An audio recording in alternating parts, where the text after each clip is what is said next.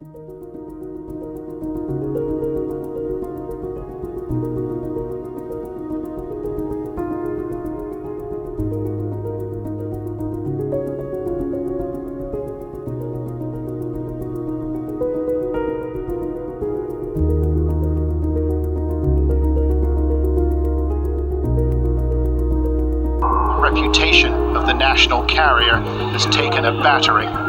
This is very rare. For an airplane to disappear is not normal. So many wanted answers when there were none.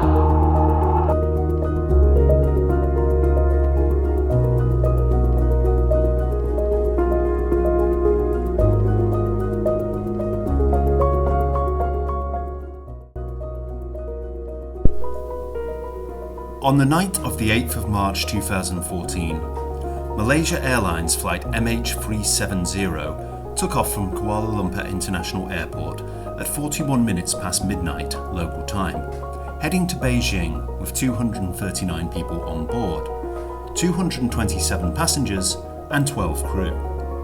Soon, the flight vanished without warning. At 19 minutes past 1, the last contact was a final, calm message. Good night, Malaysian 370. Moments later, the aircraft's transponder, which tells air traffic control its position, went silent. What happened next is where the mystery begins.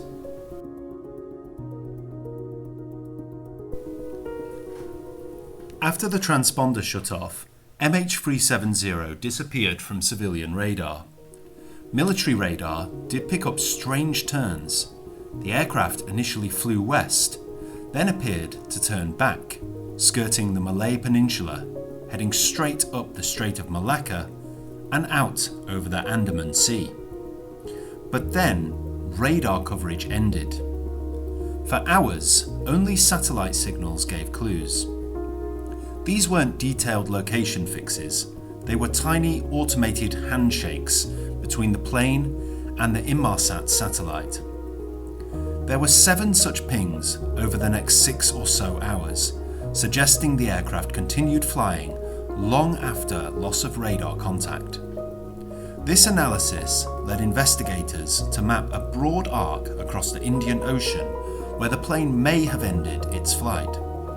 But the arc did not pinpoint an exact spot, just a general region with a huge search area.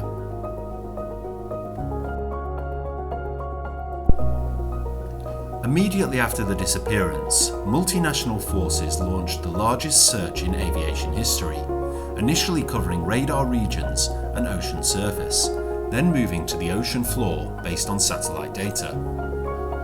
The Australian Transport Safety Bureau and partner nations spent years scanning over 120,000 square kilometres of the southern Indian Ocean using sonar and underwater drones. Despite the effort, the main wreckage was never found. Some small debris pieces did wash ashore on beaches in the western Indian Ocean, confirming the plane went down somewhere in that ocean, but still not the heart of the crash site. As of 2026, Malaysia has restarted another search focusing on high probability zones in the southern Indian Ocean with modern technology. This no find, no fee effort could offer closure if successful. With no wreckage, investigators and public alike have proposed many explanations. None have been conclusively proven. Number 1. Hypoxia or unresponsive crew. This is the official line. So investigators, including Malaysian and Australian authorities, lean towards a scenario where something incapacitated those on board, possibly a loss of cabin pressure or another system failure, leaving the plane to fly on autopilot until it ran out of fuel and plunged into the ocean.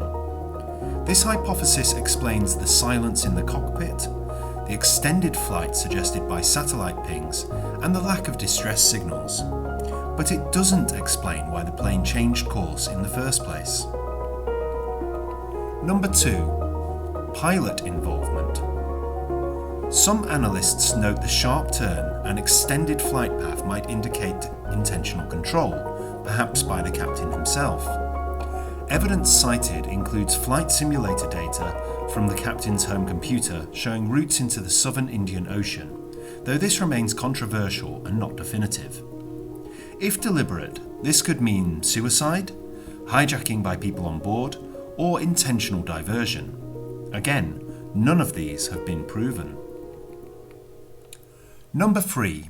Technical failure or fire. Another hypothesis is a catastrophic system failure or electrical fire that disabled communications and forced the crew off course as they tried to respond, ultimately leading to incapacitation.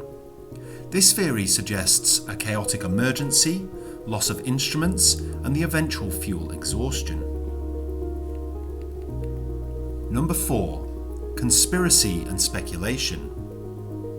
A vast array of fringe and conspiracy theories have grown around MH370 online, from cover-ups and military intervention to landings at secret bases.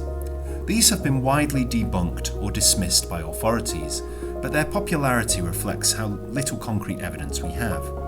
Examples include northern flight corridors, hidden capture at air bases, or secret technology involvement, though again, these remain speculation without verified data. What we still don't know. Even after many years, we still don't know the exact crash site. We don't know why the plane turned off course, or what incapacitated communications, whether it was failure or whether it was intentional. We also don't know who or what was responsible, or whether the failure was due to human error or mechanical error. Investigators continue searching not just for wreckage, but for answers that could definitively close the case. MH370 is more than just an aviation incident. It's a story of unresolved loss, massive international cooperation and frustration, the limits of technology in remote regions, and a public hunger for the truth. Families continue to seek answers, governments restart searches, and the world audience remains fascinated by this modern mystery of the skies.